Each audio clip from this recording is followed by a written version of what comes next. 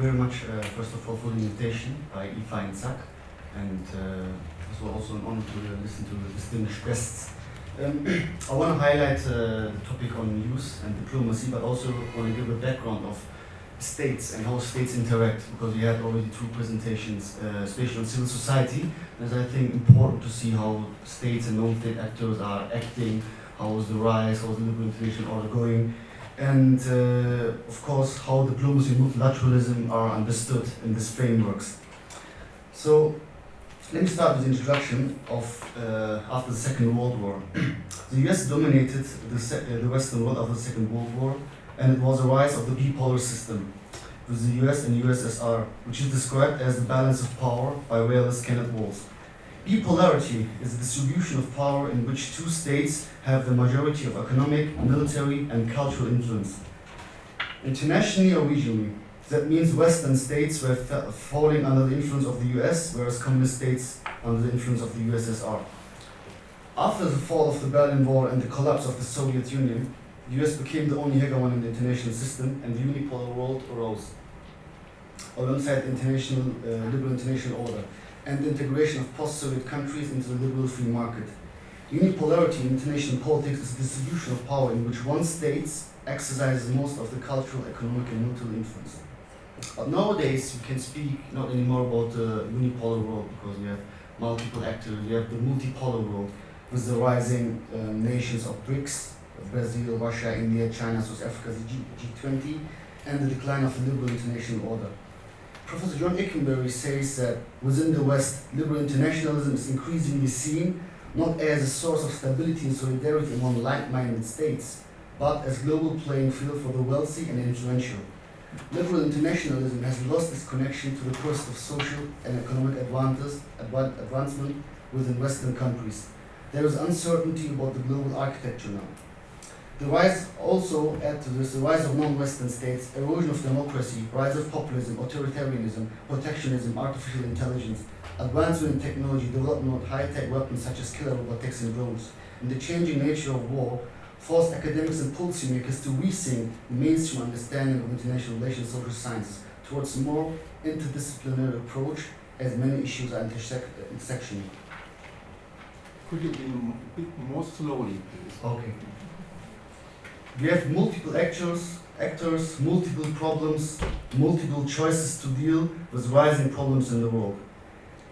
We have a time of rising conflicts, not just nationally, but also internationally. We cannot overlook the problems and expect from others to take responsibility and leadership, or we cannot expect that these problems might be solved by only certain people, states, or religious groups. And that's why I want to focus on a huge section of the society who is predominantly undermined, the youth, who are the future of this world and waiting to be considered properly by decision makers and by governments. They should be seen as one of the key players for bringing solutions. And I will try to examine how the youth could be considered in a structured way with existing institutions through rethinking diplomacy. But first of all, let me start to analyze two of the main international relation theories which was very dominant in the 20th and 21st century, where academics and policymakers tried to understand international relations and the state interaction. According to John Mearsheimer, who is the famous realist, he's basically saying that the international system is anarchic, and there is no higher authority than states. It means there is not central authority, and there is only unitary actors who are the states. States could be dangerous for other states as they have huge military capacities, because they try to increase their military capacity to dominate other states and to secure their own security, which creates a security dilemma, because if one state gets 10 weapons, the other one wants to get 11, and the other one wants to get 12, then 13 and 14. In the case of the bipolar world, what we call the balance of power was because the US and USSR were the only main powers who had nuclear weapons, and there was a balance of power that both of them didn't attack each other, which was that's why it was called the Cold War. Also, John Mearsheimer don't believe in the nature of cooperation, and just thinks that cooperation is possible when there is a common interest. He basically believes of a global hegemon who's dominating the world, and through this global hegemon there is an existing security and stability. But liberalism on the other side, which was mainly developed by Joe Nye and Robert Kiyosaki, significant contribution to the development of cooperation. The idea is going back to the era of enlightenment with Kant and John Locke, which was constructed or applied throughout the time into international relations theory. Kant wrote in his book of Perpetual Peace, the impacts of the 30 Years' War underlined that democratic government wouldn't go into war with each other. It emphasizes international cooperation and mutual benefit, considers international organizations such as the UN and EU as actors to solve problems in a non-violent way, especially via the intensive use of diplomacy. It believes in the spread of democracy as democratic states won't go into war with each other. After the 30 Years' War, the states in Europe, they understood, for example, that fighting each other didn't bring any solution, and they thought, okay, we fought, nobody won, we lost so many lives, I think we should cooperate. And that was also the idea why Kant and people like John Locke were quite influenced. There is also economic and cultural relations which prevent states to go into war, because there is an increasing interdependence. The role of norms and cosmopolitanism are also playing a huge role in the world of liberalism. But as we can see of the multipolar world and of multiple actors, it's quite hard to really emphasize cooperation just among states, as we have also rising authoritarian regimes, illiberal democracies in Europe, which changes the nature of diplomacy.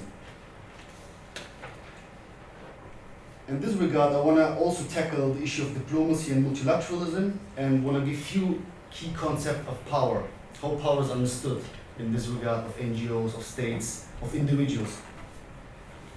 There are many different definitions of power and how it was seen by states or as actors. Professor Guzzini describes that power has a performative role. In other words, he points out that what it does when it is used. Or Stephen Lukes is saying that to exercise power is to perform action. If you consider, for example, the Anna Lindh Foundation and the Young Humanitarian Voice impact in the Med region, you could see the impact after the use of power and the performance of implemented projects. Widely used concepts of power is, for example, soft power, developed in the 1990s by Professor Joe Nye, which says the ability to get what one wants through persuasion or attraction rather than coercion. Seduction is always more effective than coercion. So it's the ability to attract, to persuade, which is the language of diplomacy nowadays. And there's also the other concept of hard power, which means forcing country A to do what country B wants. And that's mainly with economic sanctions or with military intervention, which was quite counterproductive in the Iraq War. If you go to diplomacy, after seeing soft power as a concept which is mainly dealing with in the space of diplomacy, in classical terms it was institutionalized after the Treaty of Westphalia in 1648 and became more permanent and increasingly in the global diplomatic system. It was professional, elitist and important. Niccolo Machiavelli is describing classical diplomacy in his book, Prince, how a leader or king should behave to keep on power and how to interact with the public and other leaders. Diplomacy is the permanent relation of states. It is a series of rules developed over time about relations between these units. In fact, this is a series of events taking place in different areas such as congresses, conferences, eventually permanent organizations. You could say there are four important areas of diplomacy, which is communication, representation, negotiation, and challenges. And also, diplomacy is not, as we said in this nowadays, not just practiced or used by states. There are corporations, there are NGOs, individuals, there is the impact of social media, there are non-state actors, and there is also the increase of celebrity diplomacy, which is mainly used by the UN, such as Angelina Jolie as the Goodwill Ambassador for UNHCR, or Emma Watson for UN Women. And if you see their followers, they have even more followers than any state. I mean, that's why we already can see how states are important, how individuals are important, how corporations are important. In the index of the third biggest economies in the world, we can see states alongside corporations. So how can we say that states are the only actors in international relations and can just bring solutions? Or if you have the rise of authoritarian regimes, how do you want to solve a problem from democratic state to an authoritarian state, when the authoritarian state doesn't care about what's going on in climate change or human rights? Or how do we have credible diplomats when they are basically family members of the dictator who doesn't know what's going on in their own country. We can take the example of Uzbekistan, the former leader, Islam Karimov, who died. His daughter was a billionaire and she was the UN ambassador of Uzbekistan. So imagining she's sitting in the UN Human Rights Council and trying to discuss issues, or she's going to think about climate change. I think they don't care about these things. So that's the problem also why diplomacy should be resought and not just considered on the state level, on the diplomatic level. If you go to multilateralism, it is actually about cooperation from state to state, but not two states. There are more than two states. It is an institutional cooperation on various areas, such as in economy, environment, peace and security. As Robert Kilhane says, the multilateral organizations are institutions dealing with one specific issue in one organization. For example, the World Food Organization, International Labour Organization, the World Bank, IMF, WTO, etc. And also these are marked as assuming that multilateralism is only working when it serves the self-interest of the state and only if it serves the purposes, whatever those may be. Also, multilateralism is not limited to states, as we said before, in cooperation. Now we have rise of NGOs who have intervention in the Human Rights Council. We have lobbyists in the European Parliament, such as Human Rights Watch, who are lobbying transnationally on governments and who are more effective than some other countries. You can say there are also a couple of areas of multilateralism, such as coordination and collaboration with building diplomatic relations.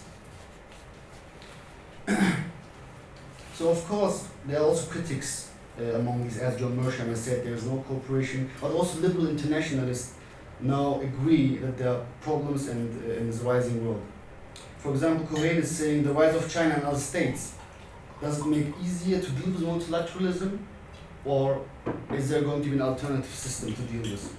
And he's saying there is no harmony from this. There is a force.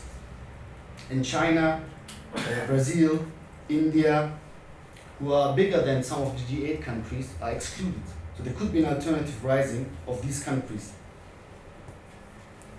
And as we said, national interest is also an important point of cooperation and could be conflicting even within the two Western states, such as in the case of Libya, where France and Italy cannot agree. They have different interests. So you have diplomats sitting down, they're both in the EU, but they can't solve the problem in Libya. So who should be considered if you have a problem such as in Libya, and who knows the problems in Libya? And that's why I want to point out the issue of the young military voices, and also speak on behalf of some colleagues who couldn't come, but who sent me their proposals and their projects. For example, in Libya, we have diplomats, or we have the German embassy, which is based in Tunisia, and they are running the embassy from Tunisia in Libya. But then we have people in Libya who are living in Trablus, who are living in Tripoli, who are being bombed on the next door, but going to school. And when I call them, I say like, how are you? Yeah, I'm fine, I just spoke with my mom and there were some bombings on the back. They were just laughing, they're used to it. It's just daily life. So do you want to deal diplomacy with people, like they say from the Libyan government, despite the fact there are two governments, who are maybe in some nice areas, elitist, and maybe one of the rich guys? Or do you want to have diplomatic relations on a way where you go diagonally to the bottom, to the youth, who are in people, who are in Trablus, where even our diplomats and international civil servants are not seen? Because these people are seeing the problems, they are facing the problems. They're the primary people who are first receiving and feeling the issues on the ground.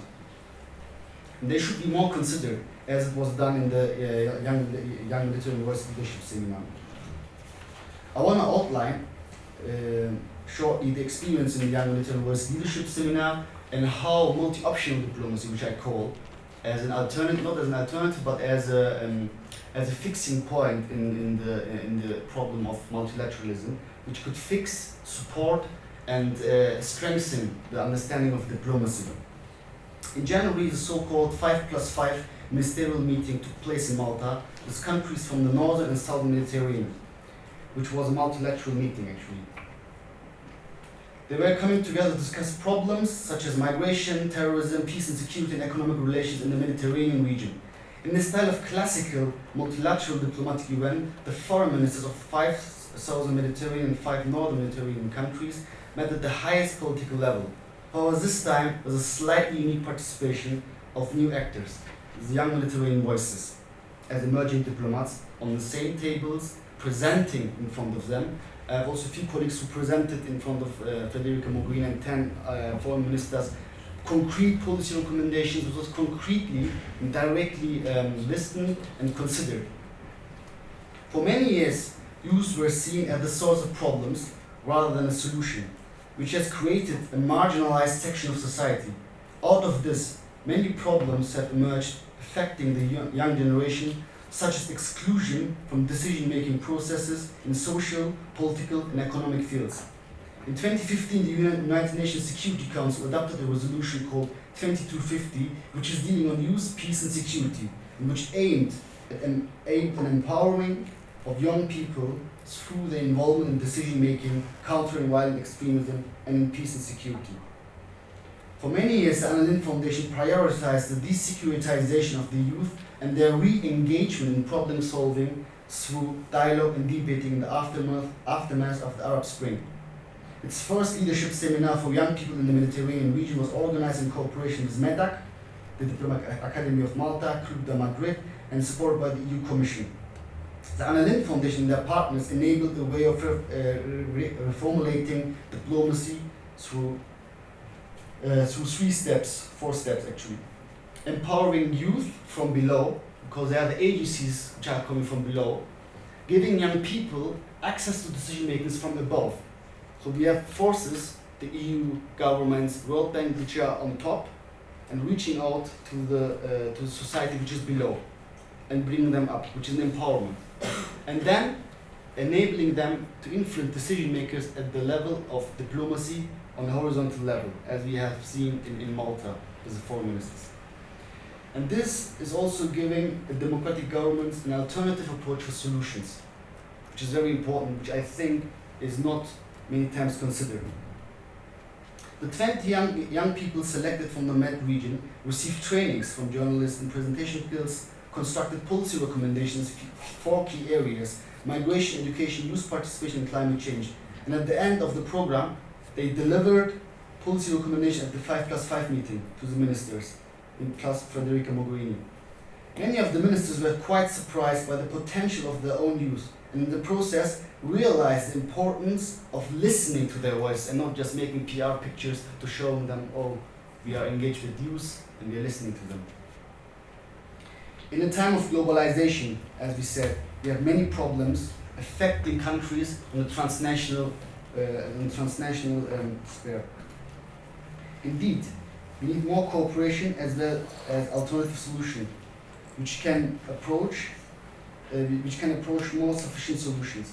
For both regional and global problems, multilateralism has always been the key to create a common solution negotiated by statesmen and top diplomats. But how can multilateralism work in a time of new transnational actors and multi-layered problems that affect whole regions?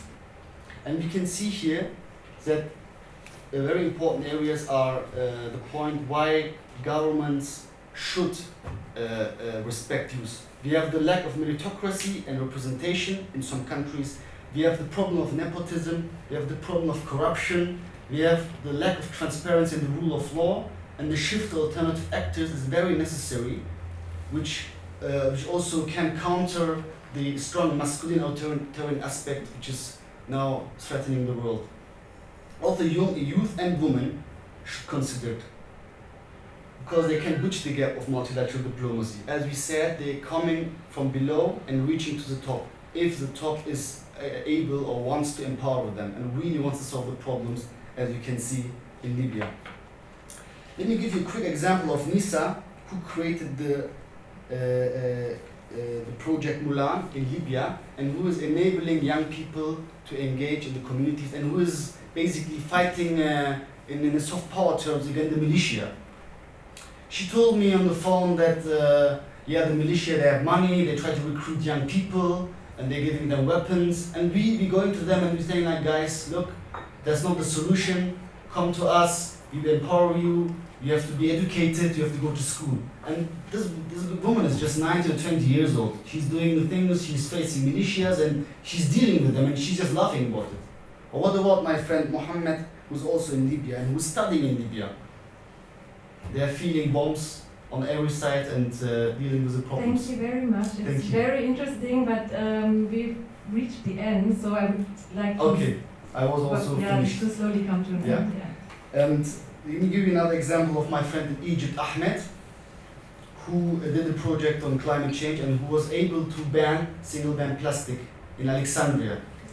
And after this ban, it was supported by the French embassy, the EU embassy, I think some German institutions. And once they were cleaning the beaches, he said that the police came to them and asked, "What are you doing here? Is there a riot? Or are you demonstrating against something?" He said, "No, we are just cleaning the beach." And then he was able to ban plastic in Alexandria. So imagine on the multilateral level, you're dealing with Sisi in the UN on climate change summit, and you're saying, "Oh, Sisi, can you please ban the plastic?" Well, he maybe doesn't consider it, but Ahmed was able to do that. And how was it possible? Because he was in the leadership seminar, he got the trainings, he created his initiatives, he got the network, and he was empowered. And then he was able to do something on climate change. So thank you very much, and sorry for the long intervention. I know it was a long day. But I'm happy to have to answer your questions, and also I have 3 colleagues here who want to maybe contribute as well. Thank you.